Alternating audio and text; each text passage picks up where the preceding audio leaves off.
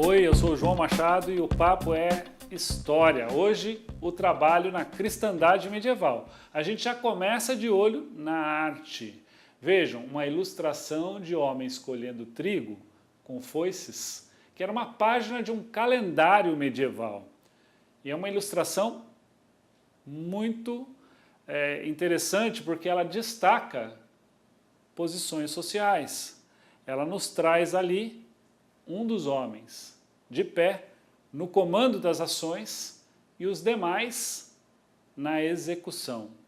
Como que a reproduzir um pouco do modelo social que vigia naquela época, em que a gente tinha os senhores feudais, os donos da terra e os servos, a quem eram concedidos lotes nos quais eles produziam.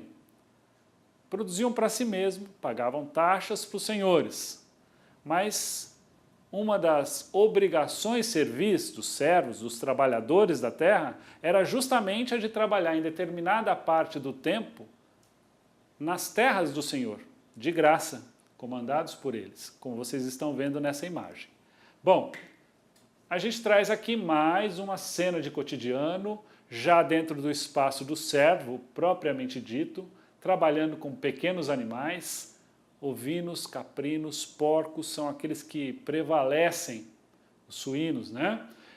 As casas eram extremamente simples, de um cômodo só, as pessoas dormiam muito no chão, em redes ou esteiras, se alimentavam de uma forma muito simples, dentro daquilo que a conformidade da terra lhes oferecia.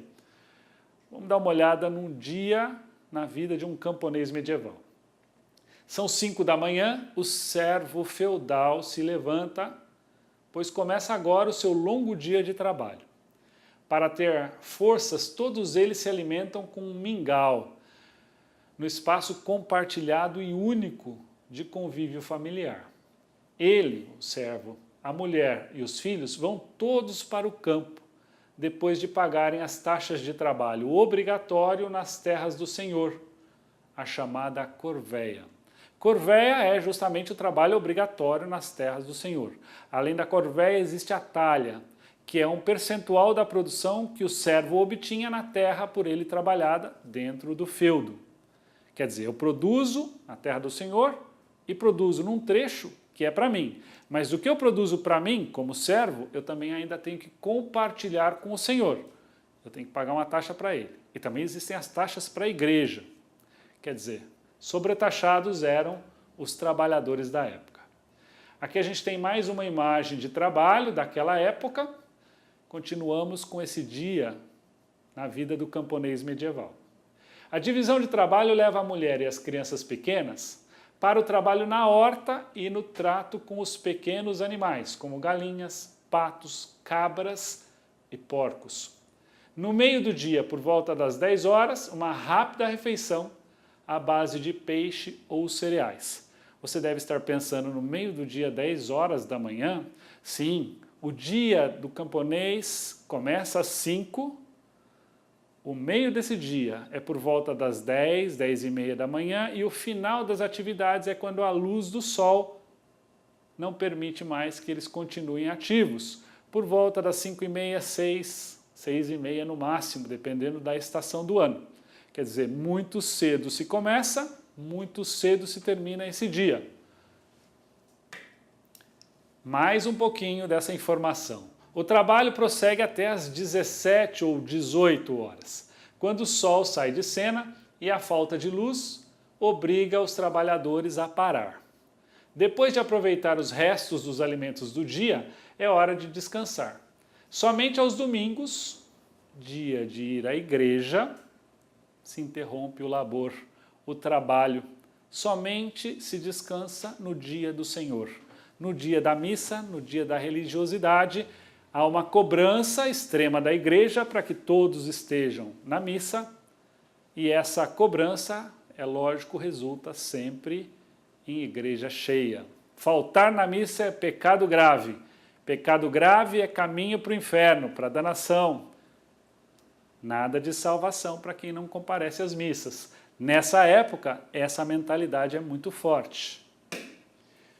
Ferramentas de trabalho dos servos medievais. A gente tem algumas ferramentas aqui descritas, A pá, a foice, sempre lembrando o seguinte, o trabalho é braçal, é pesado, é duro, revolver o solo, trabalhar a condição para que esse solo absorva as sementes e floresça, dá muito, muito trabalho.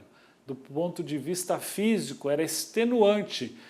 E por conta disso é que não só o homem, o pai de família, ia para a lavoura, para o campo, para esse trabalho de produção agrícola. Também a mulher ia, também as crianças já com 6, 7 anos começavam a trabalhar, mesmo que minimamente, tirando pedras, tirando as ervas que daninhas estivessem no caminho, fazendo a prévia de limpeza do terreno. Todos tinham que colaborar. Daí saía o sustento, daí saía o valor, a produção que era utilizada para pagar as taxas feudais. Mais ferramentas, temos também o machado, os arados. O arado, inicialmente, durante um bom tempo na Idade Média, ele era empurrado, era muito difícil ter um animal de tração, custava caro, não dava para compartilhar, não existia dinheiro, a unidade feudal é uma unidade fechada, onde não existe contato com o mundo externo, e é lógico aí os próprios agricultores camponeses é que vão revolver a terra na força, no braço, no muque mesmo. Quer dizer, imaginem o que significa isso, esse trabalho extremamente extenuante, pesado. E o machado, que é o elemento da limpeza, do corte da madeira que é um combustível, que é um elemento fundamental para as noites frias de inverno, por exemplo, para iluminar as casas, enfim.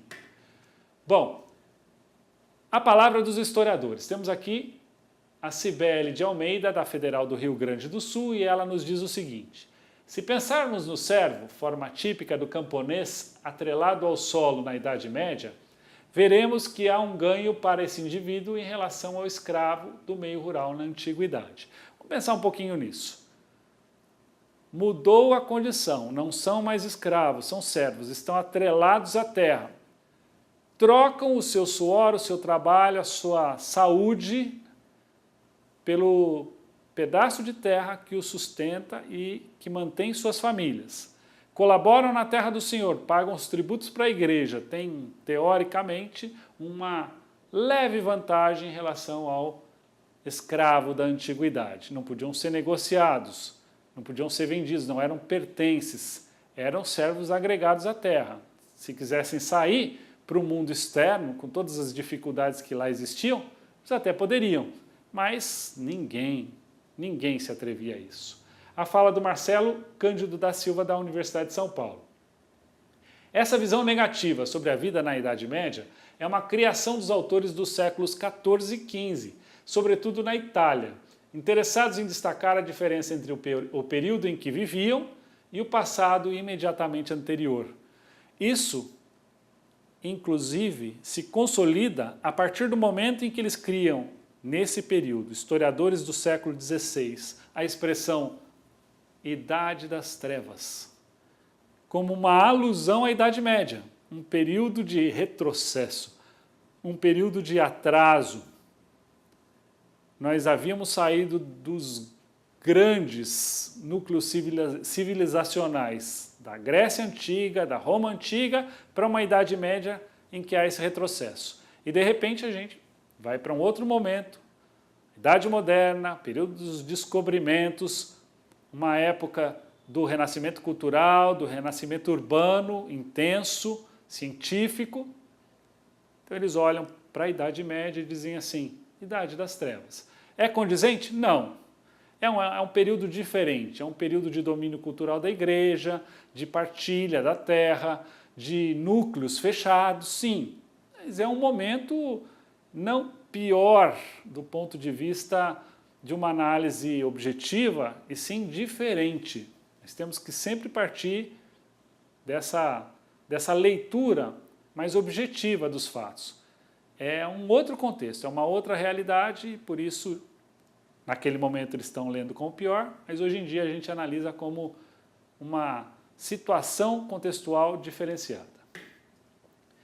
Relato da época. Não foi sem razão que, enquanto cada um dos seres animados possui, por nascença, as armas de sua própria natureza, somente o homem nasce sem armas e nu.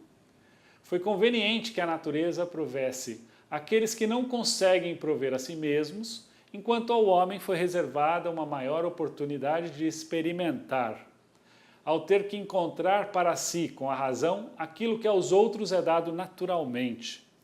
Muito mais brilha a razão do homem, inventando estas mesmas coisas, de quanto teria resplandecido se já as tivesse.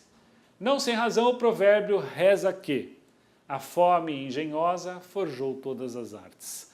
O homem não nasceu dotado da força que outros animais possuem.